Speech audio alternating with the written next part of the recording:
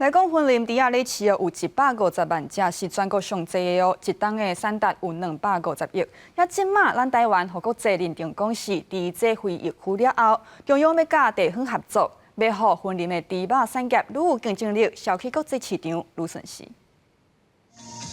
正常水管工作人员无因设定自动清洗机，未来靠着这台清洗机，就会当完成低调清洗工作，会当大幅减少人力和薪水。出水量也可以达到那个省水的目的，然后会帮助农民，就是在人力部分可以减少他长时间在畜舍里面。要去推广给所有的民众跟所有的养猪业者知道，我们已经在进步，我们也在努力，尤其是对于环保、对于社会责任、对于我们这些畜舍的一个提升。婚林县市猪投诉150万只，全国上济，今年的产值有250亿。为了协助猪农农业体升级，毛民众更加了解产业转变。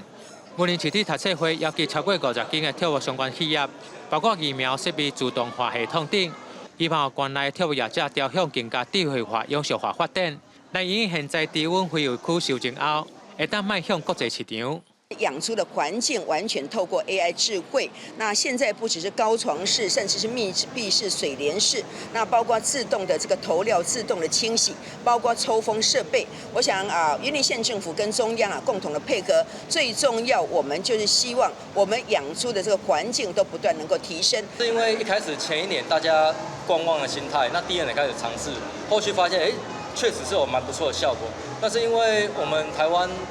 老旧猪舍相当还是多啦，所以就是说大家有想法，就是说，是不是可以再延长这？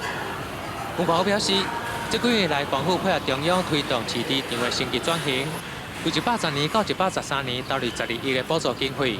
协助县内超过500场的猪条完成升级改建，